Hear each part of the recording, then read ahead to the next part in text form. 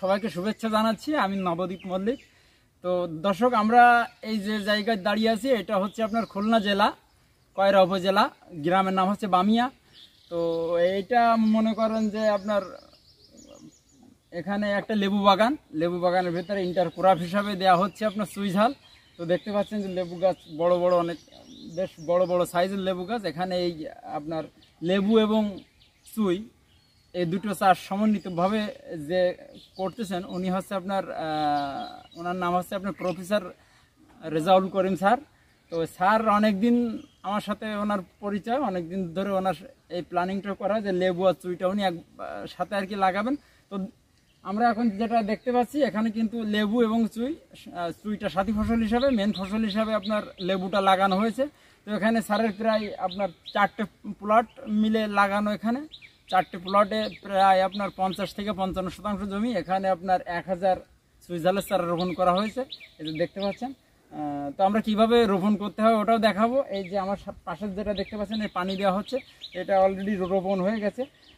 তো এখানে আপনার লেবুটা সুইটা একসাথে রোপণ করা হয়েছে। আমরা কিন্তু দর্শক জানেন যে সুই গাছ খুব সেন্সিটিভ হয়, এটা রোপণের সময় অনেকে মেরে ফেলে। এই জন্য আমরা যাদেরকে চারা দিয়ে কিন্তু আমরা চেষ্টা করি যারা 500-র উপরে চারা নেই আমরা নিজেরা যে লাগিয়ে দিয়ে আসি। তো তদ্রূপভাবে এখানেও কিন্তু আমরা আমাদের যে এক্সপার্টরা আছে ওনারা এসে কিন্তু লাগিয়ে দিয়েছেন।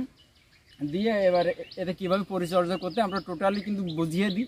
অনেকে বলে চুই গাছ লাগিয়ে রাখলেই হয়, আসলে চুই গাছ বানানো খুব টাফ ব্যাপার। তো এটা রোপণের সময় অনেকে মেরে ফেলে, এই জন্য আমরা কিন্তু এক্সপার্টরা নিয়ে আসছি। এখানে কিন্তু লাগানো শেষের পথে। তো আপনার 1 থেকে 2টা গাছ আমরা আবারও রোপণ করে দেখাবো যে কীভাবে রোপণ করতে হয়, আপনারা দেখলে কিছুটা ধারণা হবে। তো আসেন দর্শক, আমরা দেখি কীভাবে চুই ঝালের চারা রোপণ করতে হয়। তো আমরা এখন দেখতে পাচ্ছি যে আপনার চুই ঝাল গাছটা কিভাবে রোপণ করতে হয় ওইটা। তো দেখেন মাটিটা কিন্তু আমাদের আগে থেকে তৈরি ছিল, আপনি করতে থাকেন। মাটিটা কিন্তু আগে থেকেই তৈরি করা ছিল। এতে আপনার প্রতিটা মাদায় আপনার 1 কেজি করে কম্পোস্ট সার দেওয়া হয়েছে, আপনার 1 কেজি করে আসছে আপনার ট্রাইকো দেওয়া হয়েছে। দিয়ে মাটিটা সুন্দরভাবে কিন্তু বানানো। দেখতে পাচ্ছেন যে মাটিতে কিন্তু হাত দিলে একদম মাটিটা খুব নরম হয়ে গেছে। হ্যাঁ, তো এই যে আমাদের লাগানো হয়ে গেল। তো আমরা আরও একটা দেখাই, এপাশে আসেন।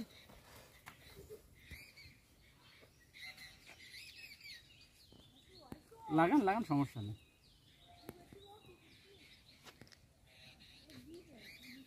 এই যে দেখেন মাটিটা এত পরিমাণ লুজ যে আপনার কোনো অস্ত্র লাগতেছে না। এই যে আপনার এই খুব আস্তে করে দিতে হবে, অন্য অন্য গাছের মতো কিন্তু গোড়ার যে শিকড়টা চাপ দেওয়া যাবে না, এইভাবে কিন্তু লাগিয়ে দিতে হবে। লাগানো শেষ, লাগানোর পর যেটা করতে হবে আমাদের এই যে পানি দিয়ে দিতে হবে।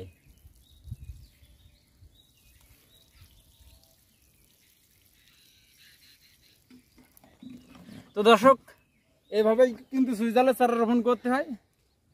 আমরা এতক্ষণ দেখালাম যে কিভাবে সুইঝালের চারাটা রোপণ করা হয়। তো আমাদের এখানে প্রায় 1000 চারা ছিল, চারাটা কিন্তু লাগানো কমপ্লিট হয়ে গেছে। তো সবাইকে আবারও শুভেচ্ছা জানিয়ে আমরা আমাদের আজকের প্রোগ্রাম এখানে শেষ করছি।